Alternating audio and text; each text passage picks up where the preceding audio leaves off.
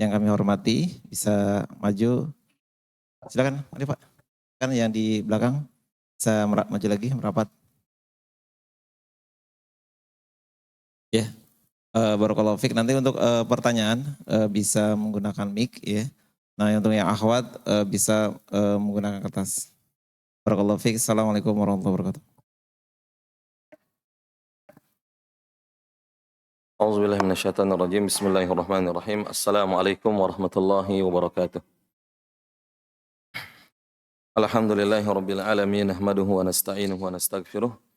Wa na'udzu billahi min syururi anfusina min sayyiati a'malina. May yahdihillahu fala mudilla lahu wa may yudlilhu fala hadiyalah. Asyhadu an la ilaha illallah wa asyhadu anna Muhammadan abduhu wa rasuluh.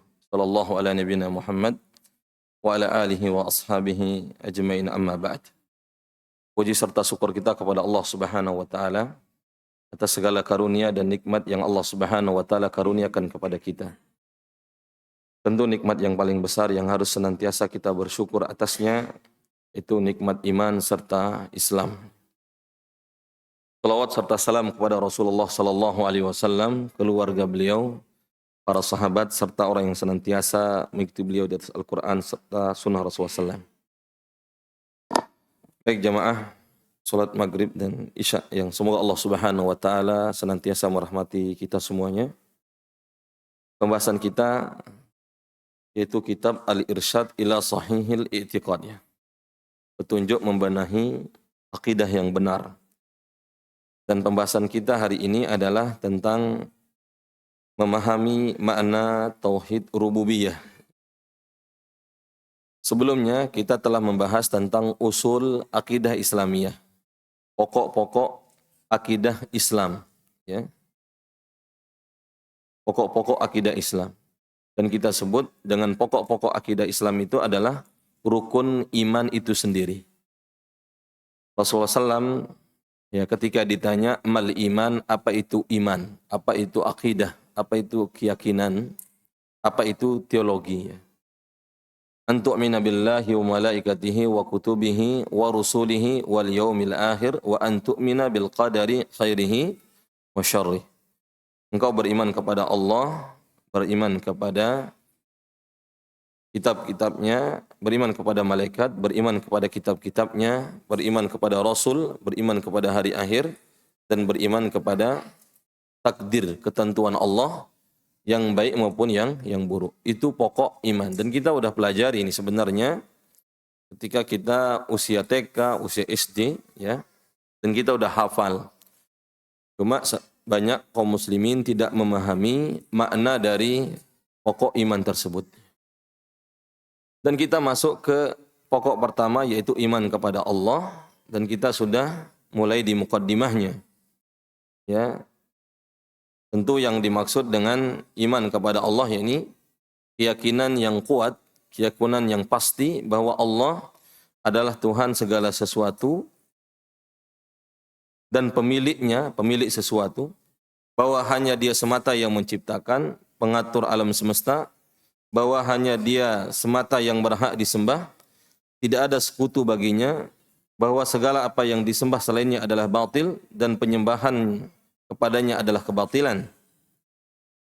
Dan Allah Subhanahu wa taala disifati dengan sifat-sifat kesempurnaan dan keagungan, disucikan dari segala kekurangan dan aib, ya. Itu makna iman kepada Allah Subhanahu wa taala. Yang pertama, meyakini bahwa Allah adalah ilah, Tuhan yang berhak disembah atau Tuhan segala sesuatu, semua yang ada di muka bumi, dan pemiliknya, penguasanya dan pengaturnya. Dan inilah yang disebut dengan tauhid rububiyah. Dan meyakini bahwa Allah Subhanahu wa taala semata yang berhak disembah. Meyakini bahwa hanya Dia semata yang berhak disembah, tidak ada sekutu baginya, ya. Dan segala bentuk sesembahan selain Allah adalah kebatilan, dan ini yang kita sebut dengan tauhid uluhiyah. Dan meyakini bahwa Allah Subhanahu wa taala memiliki nama-nama yang sempurna dan sifat-sifat yang mulia, ya. jauh dari kekurangan dan jauh dari aib. Inilah yang disebut dengan tauhid asma wa sifat. Ini yang kita bahas sebelumnya, ya. Jadi iman kepada Allah, ya, terperinci, ya, terangkum dalam bentuk, ya, mengesahkan Allah dalam rububiyahnya, bahwa Allah Subhanahu wa taala Tuhan segala sesuatu, pemiliknya, pengaturnya, penguasanya. Itu tauhid rububiyah. Dan tauhid uluhiyah, bahwa hanya Allah semata yang berhak disembah dan selainnya tidak berhak. Enggak malaikat, enggak nabi, ya, enggak matahari, enggak bulan, enggak benda-benda langit yang di atas, dan enggak manusia, termasuk manusia yang solehnya. Enggak ada yang berhak disembah. Yang berhak hanyalah Allah Subhanahu wa taala. Meyakini hal tersebut namanya tauhid uluhiyah. Dan kita akan membahas tentang tauhid rububiyah, ya. Dan kita udah masuk sedikit sebenarnya. Tauhid rububiyah, pengakuan dengan kuat bahwasanya Allah Subhanahu wa taala pencipta alam raya ini. Sebenarnya Rob, ya, adalah artinya pemilik. Robbul bait artinya pemilik rumah. Robbul bait artinya pemilik rumah. Robbud daerah, pemilik daerah. Dialah pemiliknya, penguasanya, dan yang mengaturnya. Pemilik rumah, dialah yang berhak mengatur, dialah yang berhak menguasai rumah tersebut. Kuasa, ya, baginya untuk melakukan segala hal untuk rumahnya, dan mengaturnya dia punya kuasa. Itu namanya Robbul Bait, pemilik rumah. Itu asalnya kata Robb, pemilik, ya. Ya, Robbul Bait. Artinya dia yang memiliki, dia yang menguasai itu rumah, dan dia yang mengatur, punya hak. Yang lain nggak punya hak. Dan Allah Subhanahu wa taala adalah pencipta jagat alam raya ini. Alam raya yang kita lihat, yang kita singgah.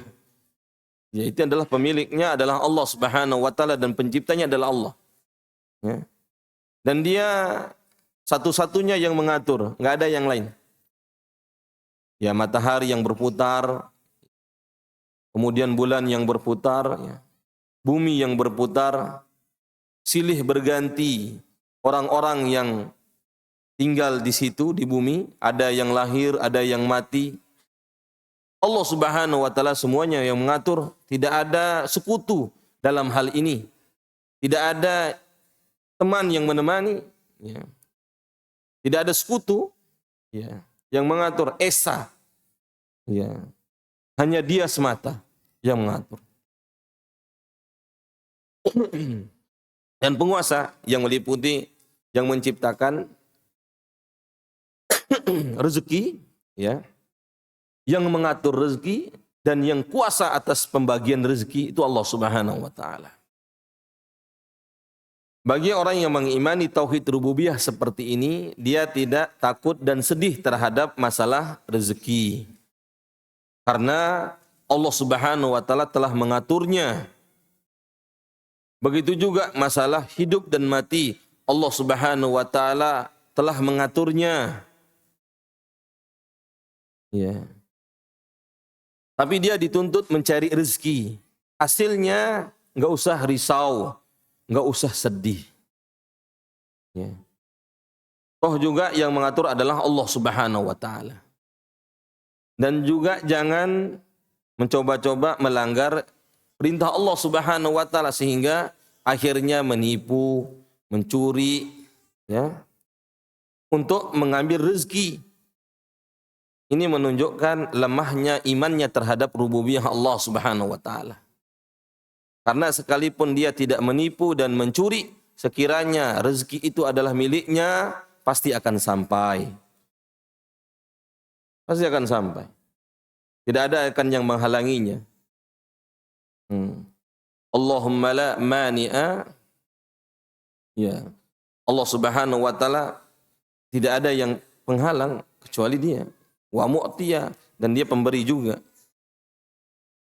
Dan dia tidak sedih dengan hasil. Dia disuruh apa? Berbuat, ya, mencari sebab-sebab, ya, untuk mendatangkan rezeki. Begitu juga dengan hidup dan mati, enggak usah risau dan sedih. 5 tahun bagaimana kehidupan saya, 10 tahun bagaimana kehidupan saya, 20 tahun kehidupan saya bagaimana. Ya. Dia sedih, bingung, ya. Akhirnya meninggalkan hal-hal yang diperintah oleh Allah Subhanahu wa taala untuk mengejar kehidupan yang baik, yang semu, yang gaib, ya. Akhirnya dia melanggar perintah-perintah Allah, larangan-larangan Allah Subhanahu wa taala untuk mengejar kehidupan yang semu yang akan datang. Dan ini menunjukkan lemahnya tauhid rububiyahnya kepada Allah Subhanahu wa taala. Ya. Seorang mukmin dituntut dia beriman, hidup mati itu di sisi Allah.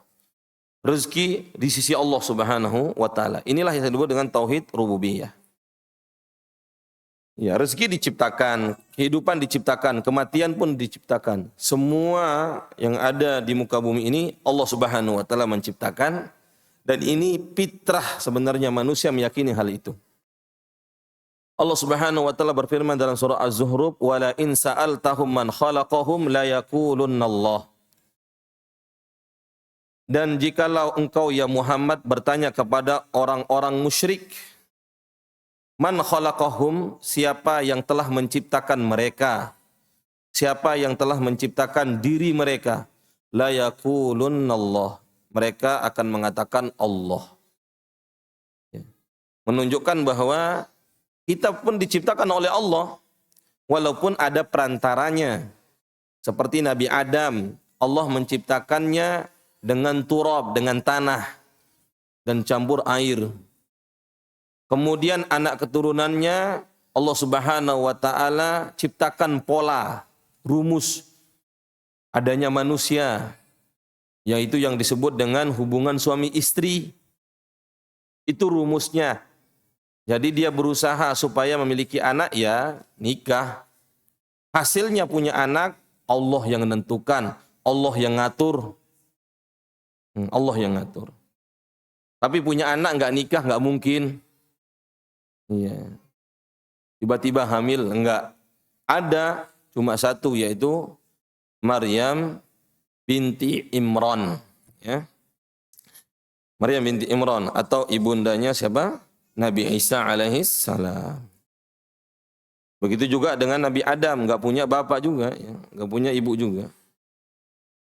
Siapa yang menciptakan mereka? Orang-orang musyrik siapa yang menciptakan dan anak-anaknya? Allah. Mereka meyakini hal itu. Ya kalau kita tanya, ya, orang musyrik baik dari kalangan Yahudi, Nasrani maupun selain mereka yang menyembah berhala, ketika mereka kita tanya siapa yang menciptakan kalian, pasti mereka akan mengatakan Allah, Tuhan yang Esa. Kemudian berikutnya Allah Subhanahu wa taala berfirman dalam surah Az-Zukhruf ayat 9, "Wala in sa'altahum man khalaqas samawati wal arda la yaqulunna khalaqahunnal azizul alim." Ya Muhammad, jikalau engkau bertanya kepada mereka orang-orang musyrik, man khalaqas samawati wal arda, siapa yang menciptakan langit dan bumi? Tapi tadi yang pertama, siapa yang menciptakan diri mereka? Mereka mengatakan Allah. Sekarang tanyalah ke mereka, siapa yang menciptakan langit dan bumi ini? Apakah nenek moyang mereka dulu yang membuat langit ini?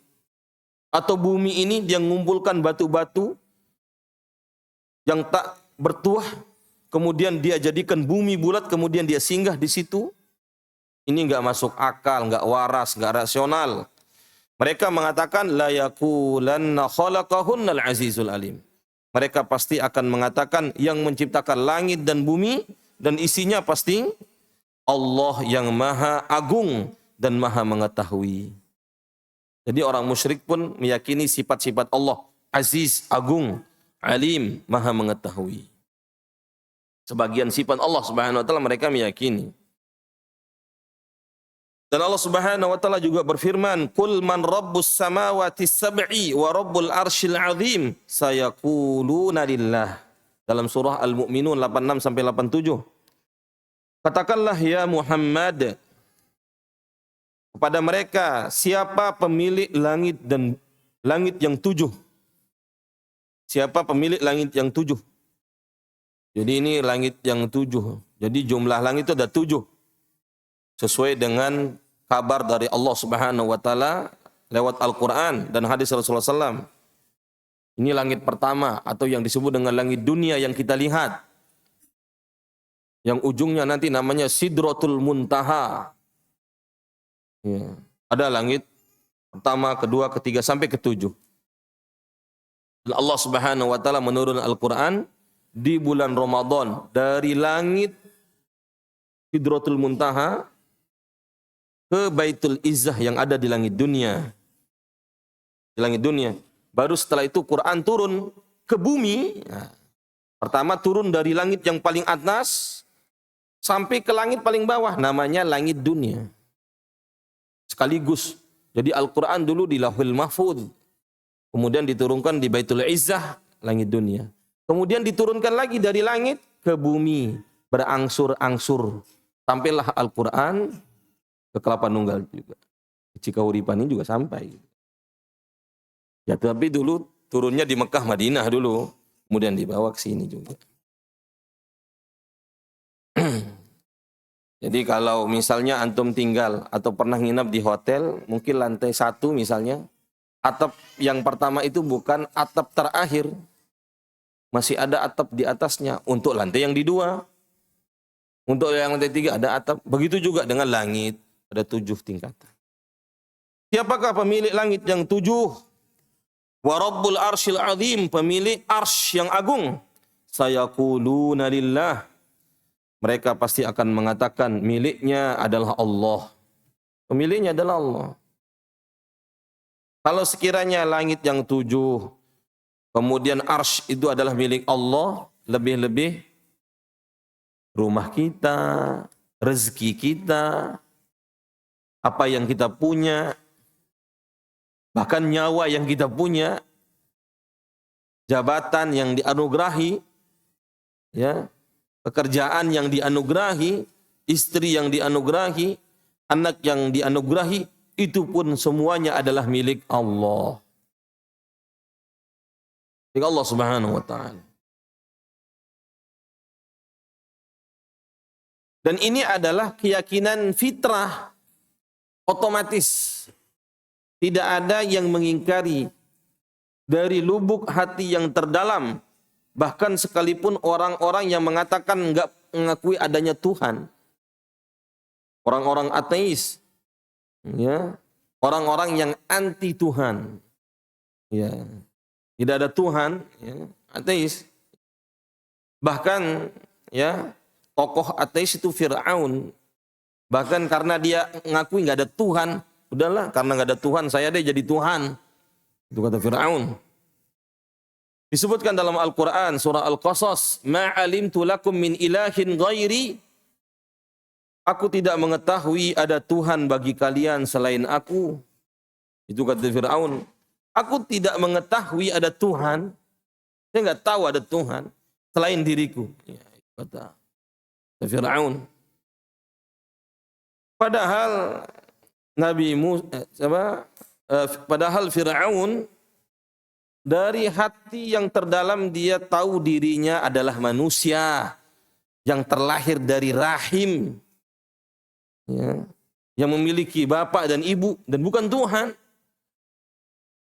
bukan yang menciptakan langit, bukan yang menciptakan bumi, dan bukan yang menganugerahkan rizki dan menganugerahkan hidup dan mati, bukan. Tahu. Musa alaihissalam telah berkata kepadanya dalam surah Al-Isra ayat 102, qala laqad alimta ma anzala haula illa rabbus samawati wal ardi basaira. Sungguh engkau telah mengetahui bahwa tidak ada yang menurunkan mukjizat-mukjizat, tanda-tanda bahwa saya ini adalah nabi, ini dari Tuhan, kecuali Tuhan yang memelihara langit dan bumi sebagai bukti-bukti yang nyata.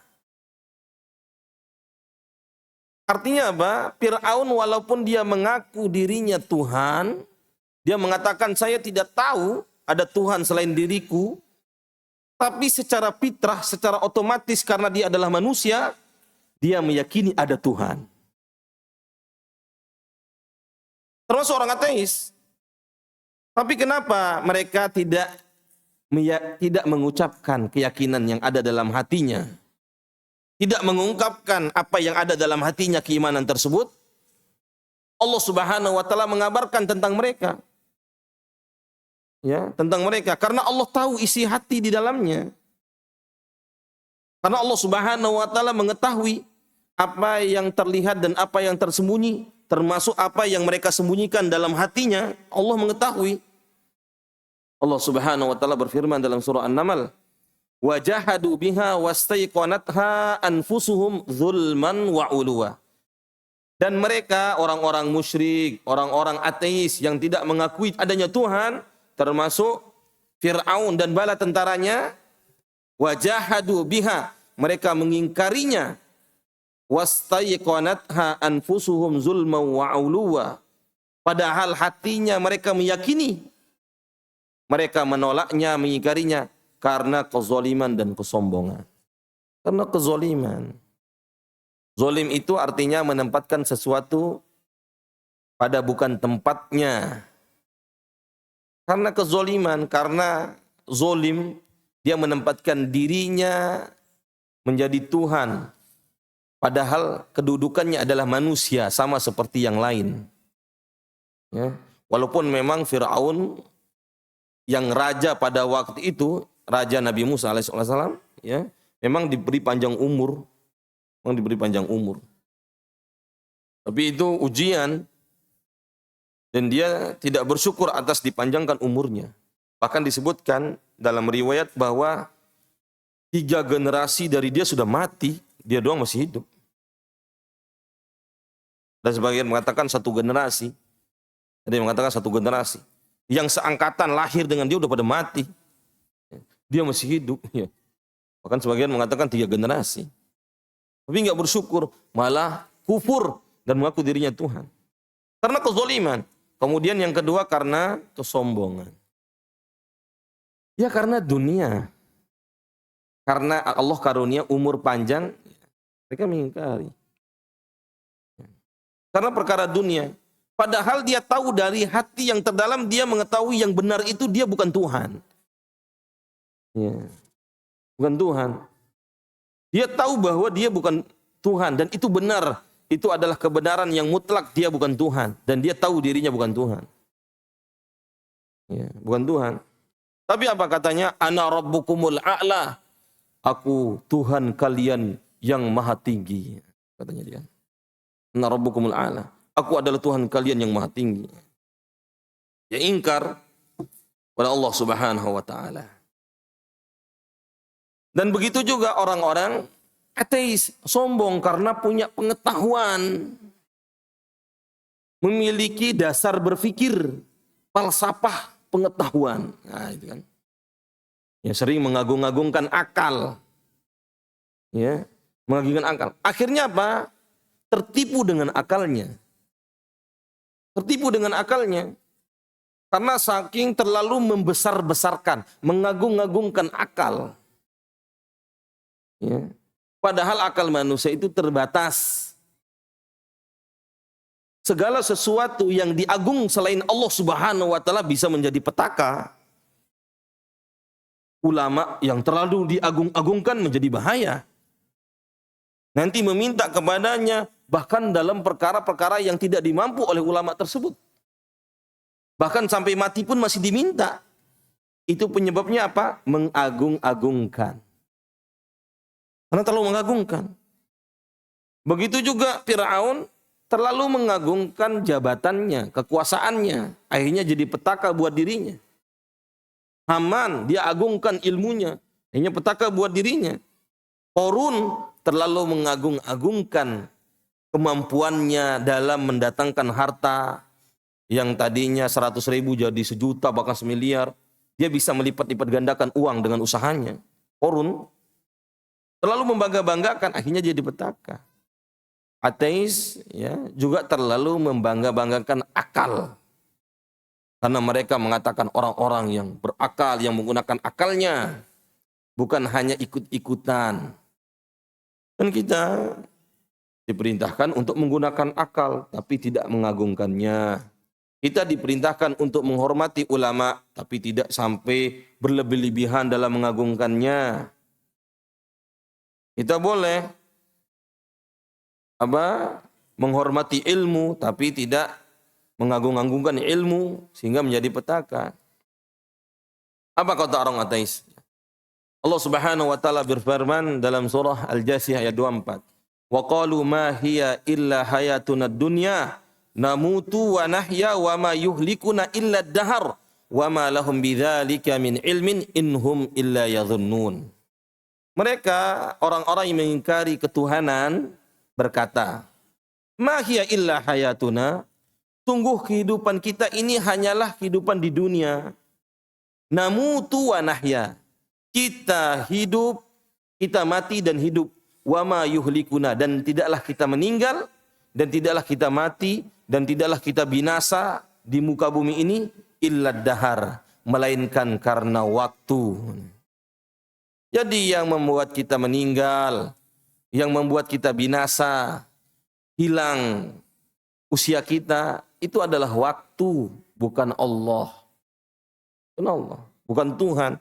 Karena waktu, karena sudah waktunya. Jadi waktulah yang menghidupkan. Padahal waktu itu gak mungkin adanya kecuali dengan adanya benda.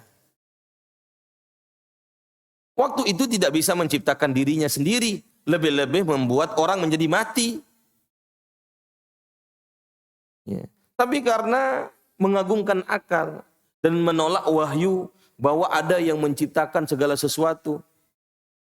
Waktu itu nggak mungkin ada kecuali adanya benda. Dulu waktu itu nggak seperti jam yang kita lihat sekarang. Atau putaran jarum jam yang kita punya. Atau angka yang berpindah dari 1 ke 2 ke 3 ke 4, 5 sampai 60. Kemudian balik lagi ke 1. Itu adalah waktu, bukan. Sebelum ditemukan itu menggunakan apa? Dulu menggunakan air. Ya, air. Jadi seperti ini. Ditumpah airnya. Ya, pokoknya sebelum tumpah airnya ini kamu bisa lolos. Tapi kalau udah tumpah, kok nggak bisa lolos. Waktunya digunakan habisnya air atau pergerakan air ini dari yang ada sampai tumpah. Air itu benda. Bergeraknya benda itulah yang disebut dengan waktu. Artinya waktu nggak mungkin ada tanpa ada benda. Dulu pakai pasir juga. Kalau nggak air pakai pasir. Ditumpahin begini sedikit demi sedikit. Pergerakan pasir demi sedikit sampai habis. Itulah waktu. Kalau nggak ada pergerakan itu nggak ada waktu. Paham nggak tuh nih? Ini udah pelan-pelan sampai ini. Ya, itulah waktu. Dan mereka orang ateis mengatakan apa? Wa qalu ma hiya illa hayatuna dunya namutu wa nahya wa ma yuhlikuna illa dahar. Kita hidup di dunia ini tidaklah hidup dan mati. Matinya kita itu karena waktu. Waktu aja nggak bisa menciptakan dirinya. Adanya pun karena benda. Bagaimana mungkin waktu bisa membuat orang binasa? Sekiranya dia nggak bisa membuat dirinya sendiri, menciptakan dirinya sendiri, bagaimana bisa membuat orang binasa dan membuat orang hidup? Waktu yang menyebabkan hidup? Enggak. Nah, ini adalah orang ateis, dia gunakan akal. Wa ma lahum bidzalika min ilmin. Ya. Tidak ada yang membinasakan kita selain masa, tetapi mereka tidak mempunyai ilmu tentang itu. Orang-orang yang menggunakan akal sebenarnya nggak punya pengetahuan. Inhum illa yadhunnun. Mereka hanya sekedar menduga-duga saja, hipotesa, hasil olah pikiran, hasil tadabur. Ternyata kita mati karena waktu gitu. Tapi itu pun masih prasangka, bukan ilmu keyakinan. Prasangka. Bagaimana orang bisa berpegang kepada hal-hal yang prasangka? Dan mereka sebenarnya meyakini ada Tuhan, tapi terhalang keyakinannya itu ada Tuhan disebabkan mengagungkan karena mengagungkan hingga jadi petaka pengetahuannya. Dan bahwa bukti Allah Subhanahu wa taala juga ya disebutkan dalam surah At-Tur ya bahwa kalian nggak bisa menciptakan diri sendiri. Begitu juga waktu nggak bisa menciptakan diri sendiri. Dalam surah At-Tur ayat 35 sampai 36, am khuliqu min ghairi syai'in am humul khaliqun? Apakah mereka tercipta tanpa asal usul? Am khuliqu min ghairi syai'in? Apakah mereka orang yang enggak percaya Tuhan, mereka diciptakan tanpa asal usul? Enggak ada asal usulnya. Am humul khaliqun? Atau mereka sendiri yang menciptakan dirinya?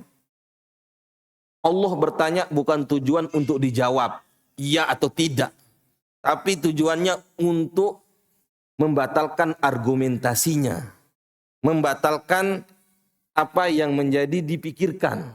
Itu enggak mungkin sesuatu itu tanpa asal usul. Bulan itu tiba-tiba ada, itu enggak mungkin. Matahari tiba-tiba ada, gitu. Langit itu tiba-tiba enggak ada. Sebelumnya saya berikan contoh, teh ini enggak mungkin tiba-tiba muncul di sini. Pasti ada yang membuatnya.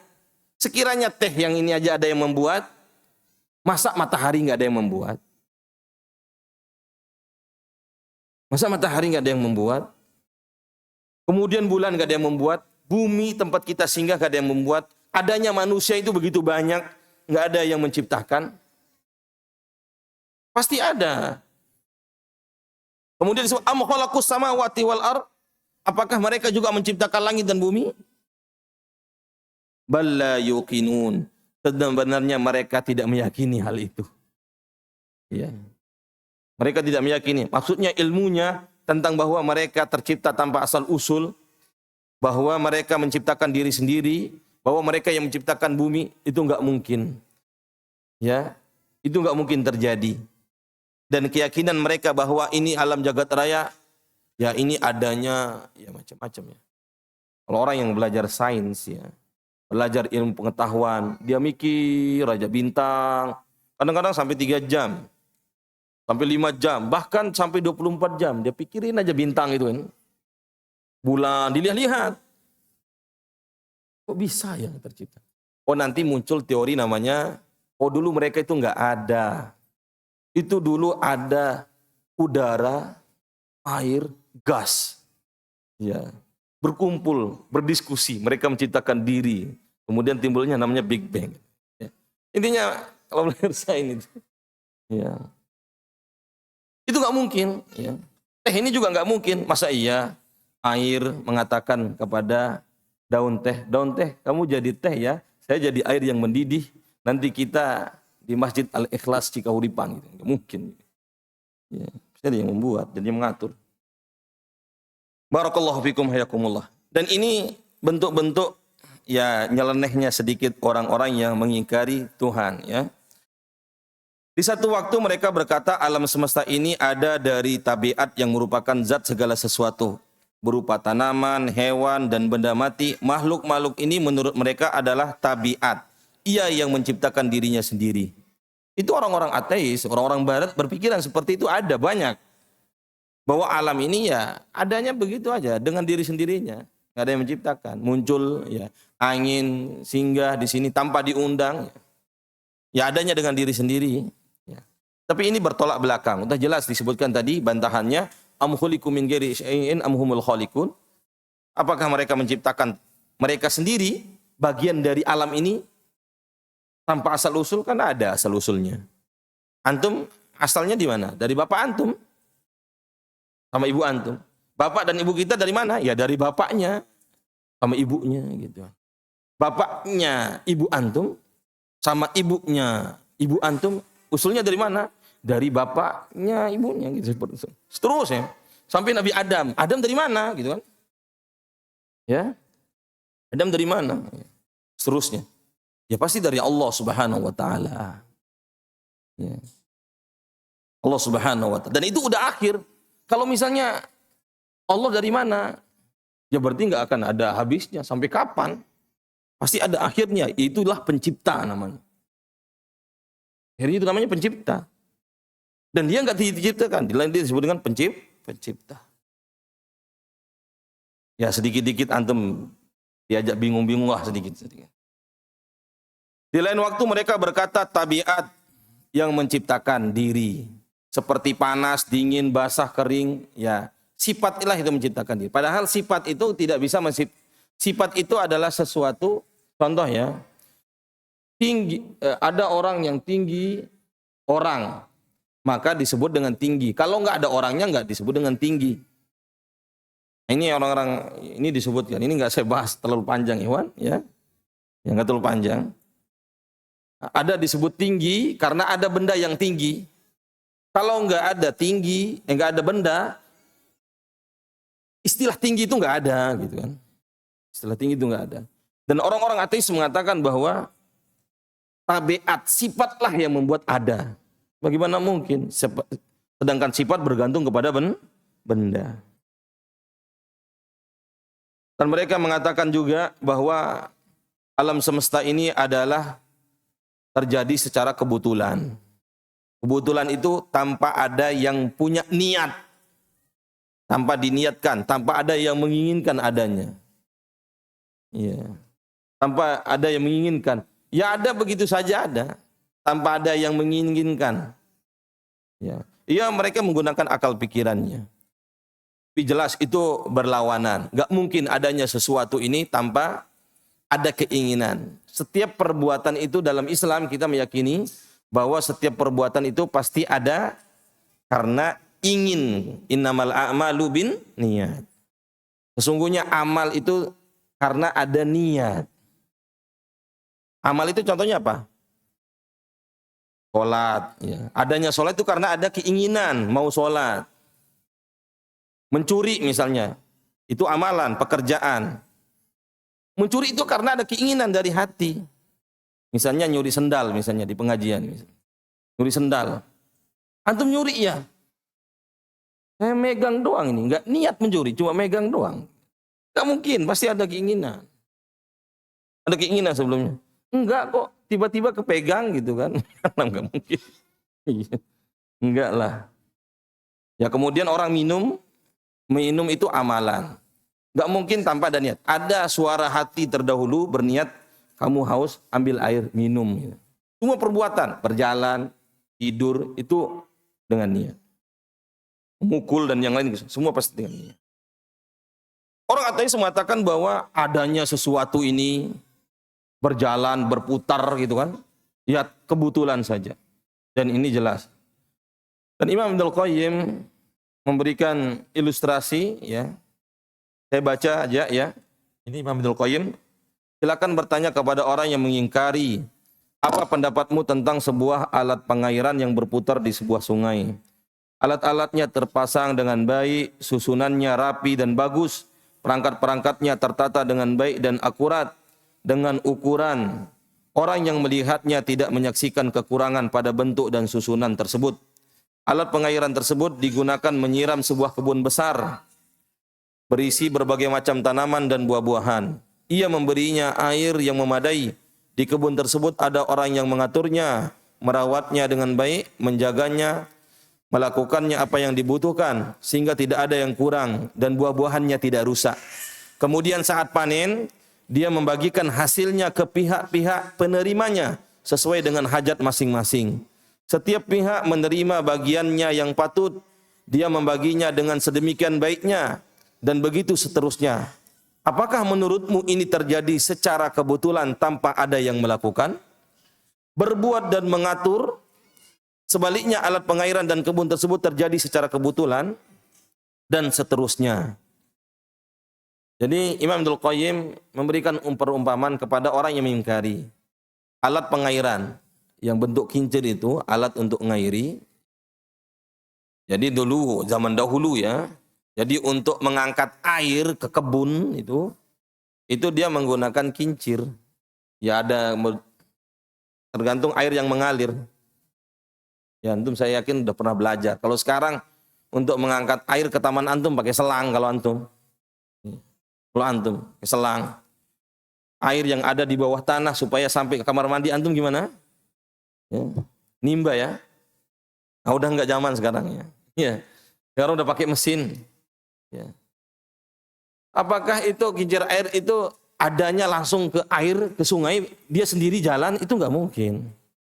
Kemudian air itu dia mengatur, kemudian mengairi kebun-kebun, kemudian setelah besar nanti panen, kemudian hasil panennya dibagikan kepada yang memiliki hajat, ada yang hajatnya untuk dijual lagi hasil panennya, ada yang lain untuk dimakan lagi. Apakah itu terjadi secara kebetulan? Nggak mungkin. Diniatkan, disiram, dipupuk, supaya nanti berbuah. Setelah berbuah kemudian dia kirim. Tanpa niat, tanpa kebetulan, dengan kebetulan nggak mungkin.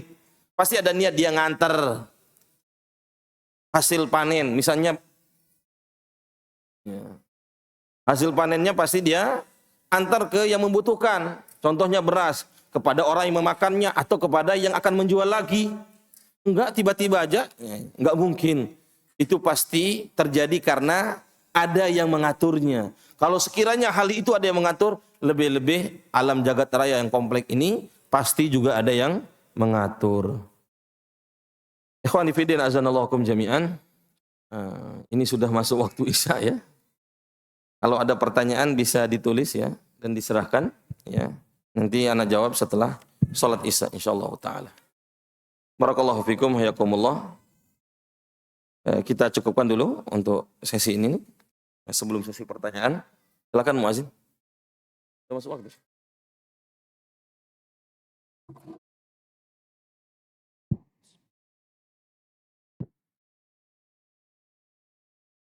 Allahu Akbar, Allahu Akbar.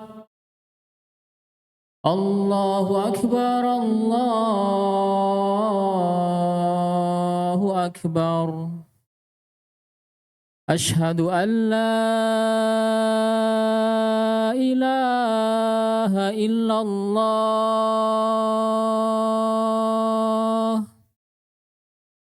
Ashhadu an la ilaha illallah. Ashhadu anna Muhammadar Rasulullah.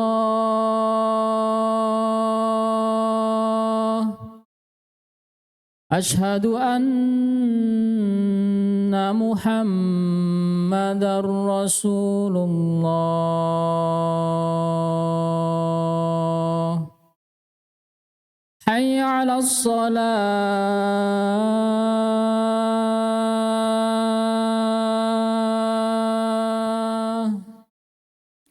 Hayya 'alas salah.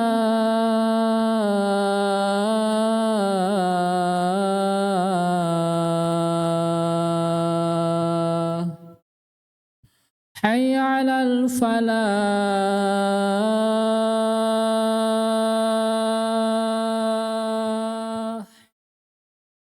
Hayya 'alal falah.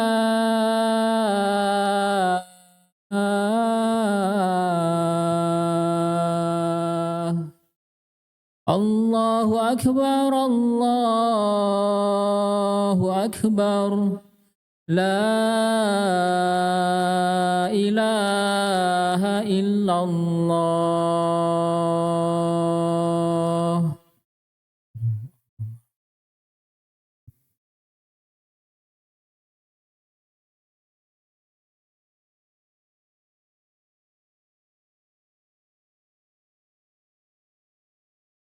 Silakan ya, kalau ada pertanyaan ya dicatat ya.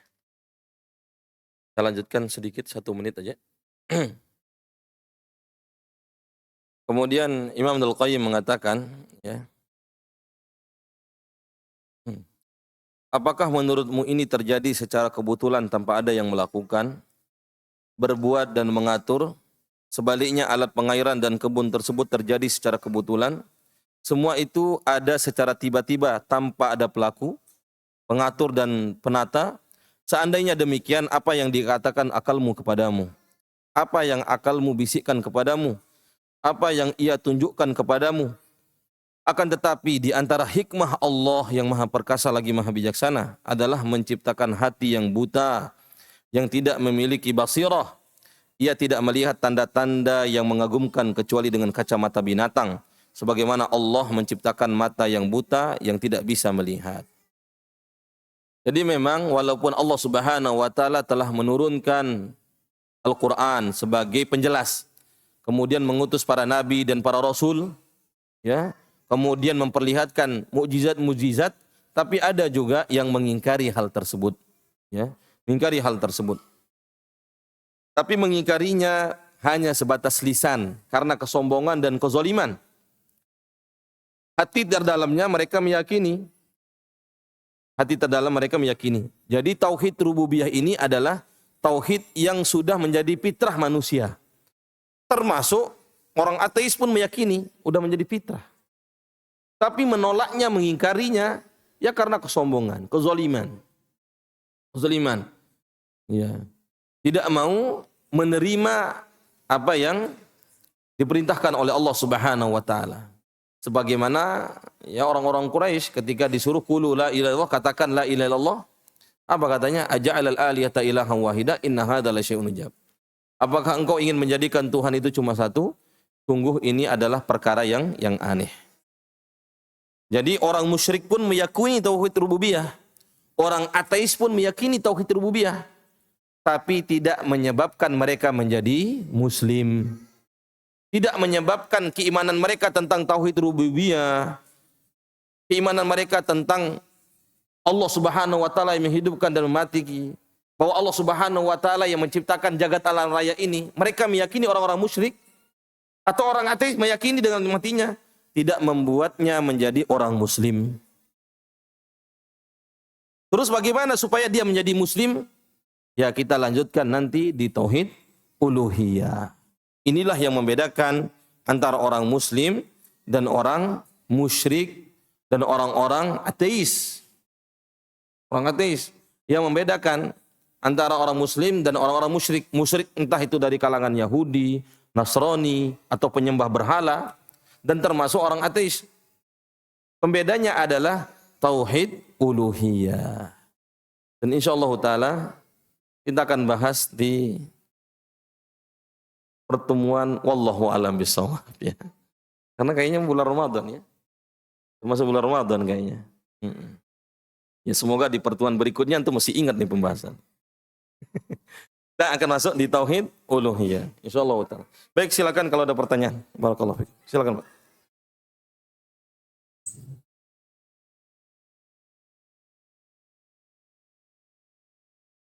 Saat ini kan sedang tren Ustaz, ucapan-ucapan yang kayak gini. Contohnya kayak kita boleh berencana tapi semua berjalan sesuai kehendak semesta. Itu contoh ucapan seperti itu gimana Ustaz hukumnya Ustaz? Barakallahu fikum. Saya langsung jawab ikhwan. Pertanyaannya bagaimana tentang menanggapi atau hukum ucapan ya. Kita boleh berjalan ya. Tapi alam semestalah yang berkehendak. Ya. Ini sebenarnya ucapan-ucapan berasal dari orang Barat sebenarnya ini. Ya. Yang tidak meyakini Tuhan. Yang tidak meyakini Tuhan. Bahkan memang mereka juga nggak meyakini ketuhanannya Yesus. Banyak meninggalkan gereja-gereja dan mereka mengagungkan akal, sains. Ya. Sekiranya ucapan tersebut itu dia yakini, ya, dia yakini bahwa alam semestalah yang berkehendak. Itu bertentangan dengan tauhid. Bertentangan dengan keimanan kita. Yang punya kehendak adalah Allah Subhanahu wa taala. Manusia punya kehendak, punya. Wa ma tasya'una illa an yasha Allah. Apa yang kalian kehendaki itu sesuai atau berdasarkan kehendak Allah Subhanahu wa taala. Kehendak manusia itu ada di bawah kehendak Allah Subhanahu wa taala. Di atasnya adalah kehendak Allah Subhanahu wa taala. Dan alam itu enggak punya kehendak, termasuk usaha. Usaha kita. Ya. Usaha kita. Misalnya usaha kita mau pengen hilang hausnya. Belum tentu dengan minum ini teh haus itu hilang. Haus itu hilang. Ya mungkin butuh kopi lagi supaya hilang haus mungkin. Atau butuh air putih supaya hilang hausnya. Ya. Bahkan ya supaya sehat orang mengatakan makan, tapi orang yang sakit ya enggak disuruh makan malah dia pakai infus, Malah enggak disuruh makan beras putih, disuruh makan beras merah kadang-kadang. Dan itu usaha-usaha manusia. Dan usaha itu sejalan dengan yang diperintahkan oleh Allah Subhanahu wa taala. Tadawu, berobatlah. Fa inna kulli da'in dawa. Setiap penyakit pasti ada obatnya. Berobat. Tapi obat itu tidak punya kehendak menyembuh penyakit. Yang menyembuhkan adalah Allah Subhanahu wa taala. Banyak kok dalilnya sebenarnya. Yang lebih ekstrim sebenarnya contohnya apa? Kisahnya Nabi Ibrahim ketika dibakar oleh Raja Namrud. Ya, oleh Raja Namrud. Karena membangkang ini Ibrahim. Membangkang, nggak mau. Tetap aja berdakwah. Tetap aja dia mengajak penduduk Namrud untuk menyembah Allah Subhanahu wa taala. Namrud nggak mau. Akhirnya apa? Namrud ingin membakarnya. Kalau secara akal, ini secara akal nih, secara akal, untuk membakar sesuatu dengan air. Dengan apa? Air atau api? Api lah, bukan air. Jadi secara akal untuk membakar sesuatu dengan dengan apa? Api. Ya, jadi secara akal. Jadi membakar sesuatu dengan api. Dan itu adalah namanya sunatullah. Itu namanya sunatullah. Antum lapar, makan, ya. Antum capek, ya istirahat, gitu loh. Ya. Antum capek istirahat. Antum haus, minum. Itu sunatullah. Tapi kadang-kadang nggak sesuai dengan sunatullah. Nggak sesuai dengan sunatullah. Seperti Namrud membakar Ibrahim dengan api. Itu udah sesuai dengan usaha. Usahanya udah bener, pakai api. Supaya Ibrahim terbakar. Tapi apa yang terjadi? Ya narkuni bardaw wa salama. Ya api, jadilah dingin dan menyelamatkan. Ini permisalan yang ekstrim. Tapi ini disebut dengan mujizat, ya. Makanya orang-orang barat juga nggak mempercayai ini kisah ini. Mana ada orang nggak terbakar, ya. Makanya nggak mempercayai. Orang barat nggak mempercayai ini kisah ini. Kisah tentang Ibrahim ini nggak percaya karena nggak masuk akal. Padahal banyak segala sesuatu yang tidak masuk akal. Contoh misalnya, pedagang apa ya misalnya? Ya es teh lah, nggak ada masalah. Es teh lagi banyak sekarang ya. Pedagang es teh. Dia keluarnya barengan jam 7. Kemudian yang satu lagi jam 7 juga. Kemudian pulangnya jam berapa? Ya ini perkiraan aja, Anda nggak tahu ya. Perkiraan aja jam 5 misalnya. Pulangnya jam 5. Apakah hasilnya sama? Gagak. Oh saya nggak percaya itu. Masa antum nggak percaya? Coba aja pasti. Oke lah kalau kisah Nabi Ibrahim antum nggak percaya. Itu nggak akan mungkin sama hasilnya. Walaupun jamnya sama, ya, keluarnya sama, bawaannya sama, pulangnya sama, harinya sama, iklannya juga sama, ya. Sekalipun tempatnya sama aja dikalian. Tempatnya sama, hasil punnya itu nggak akan sama. Dan menunjukkan bahwa kita itu nggak punya kehendak mutlak. Sekiranya manusia nggak punya kehendak mutlak, lebih-lebih semesta. Semesta itu apa? Alam. Ya rupa waktu, benda langit dan yang lainnya. Wallahu a'lam bishawab. Saya kira mungkin dipahami ya. Wallahu a'lam bishawab. Ada yang lain terakhir? Ada pertanyaan terakhir? Kayaknya ngantuk antum nih. Baik, saya kira cukup sampai di sini ya. Kalau ada pertanyaan nanti ditanya lagi ya. Kurang lebihnya mohon dimaklumi dan dimaafkan. Yang benar dari Allah Subhanahu wa taala. Adapun ada kata-kata yang salah atau yang keliru merupakan karena kekhilapan dan kejahilan saya. Semoga Allah Subhanahu wa taala mengampuni saya dan antum semuanya. Aqulu qouli hadza astaghfirullah li wa lakum. Kita tutup dengan doa kafaratul majlis. Subhanakallahumma wa bihamdika asyhadu an la ilaha illa anta astaghfiruka wa atubu ilaik. Assalamualaikum warahmatullahi wabarakatuh.